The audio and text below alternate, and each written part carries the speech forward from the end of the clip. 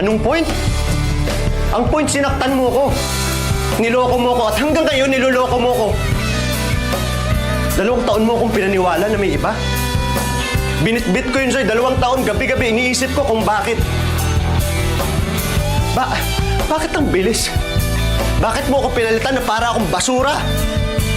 Tangina, ano ba yung meron ng taong yun na wala ako? Mas gwapo? Mas mayaman? Mas magaling? Tangina, mas masarap ba sa akin yun?